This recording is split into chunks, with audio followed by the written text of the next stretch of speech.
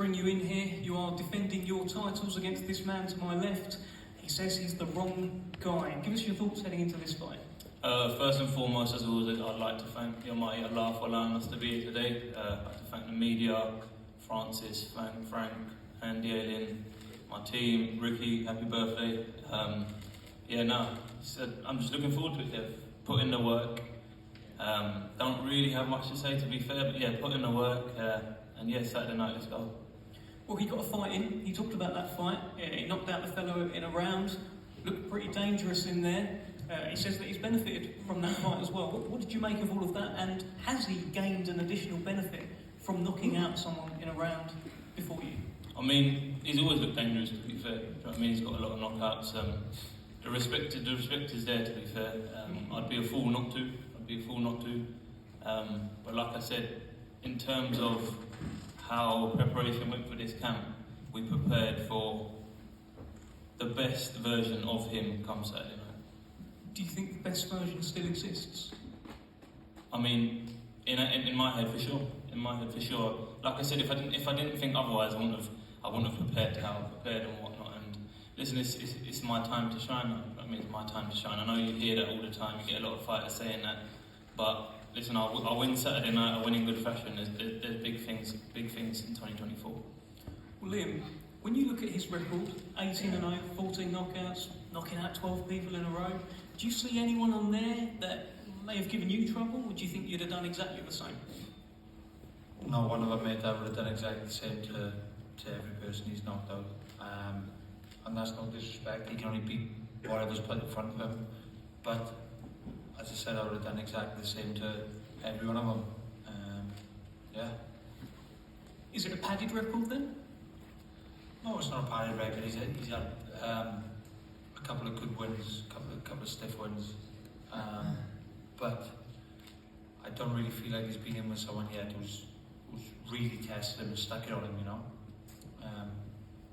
On Saturday night, we're gonna see how he holds up there. Well, Unibet have you, that's our sponsors for this fight, Unibet have you as an underdog, 7-2, just over 3.5 to 1. Are they right? What do you think? Is it a bit unfair? Good for them. I couldn't give a fuck where they're going. Shout out to our sponsors, as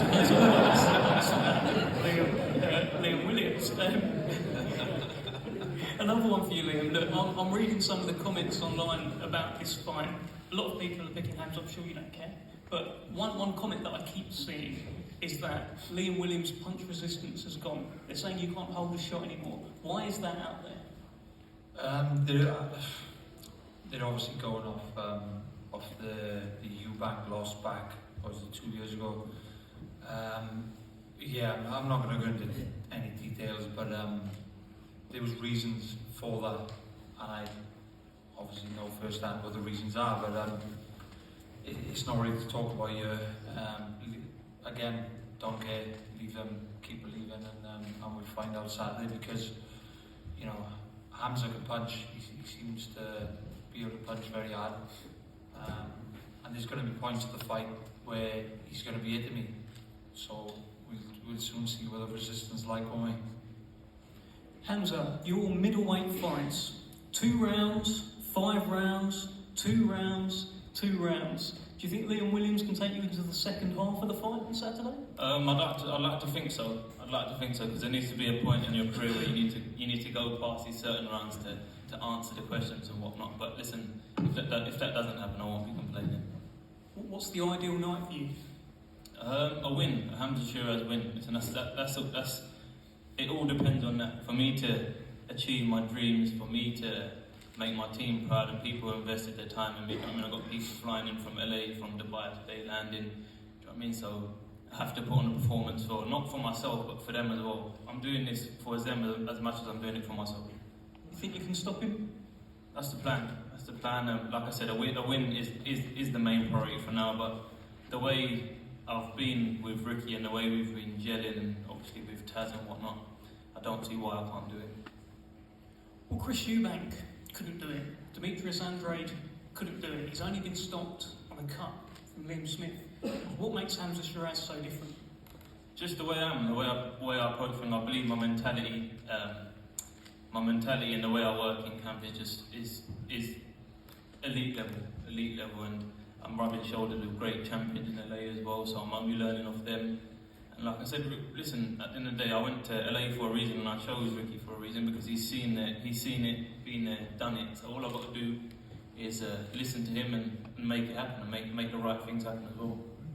Well, Liam, we did an interview when this fight was first supposed to happen. It was back in November. We did the press conference, and you said to me, "I see me chinning him. I've played it in my mind over and over. I know the shot, and I know when I'm going to do it."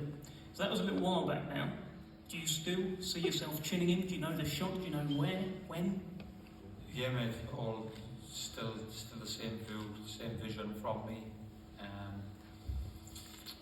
Yeah, it is what it is. I think I'm going to stop him.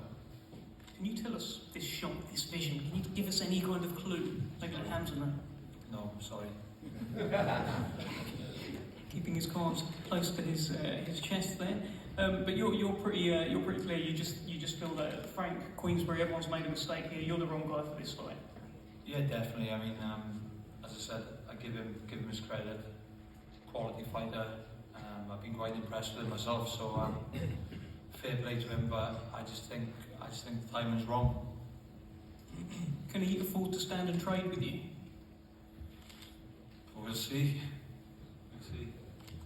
Yes, we will. Francis, brilliant fight, brilliant main event on Saturday. Give us your kind of thoughts on this fight. Well, you know, like you said it always, it's a terrific fight, and two guys who have got ambitions of world level, you know, title fights, you know, very different stages of career. You know, Liam's been there. You know, he's been in world title fights. He's been in big fight nights, and always come through them with flying colours. You know, maybe he's got the results, but I was with him in Miami.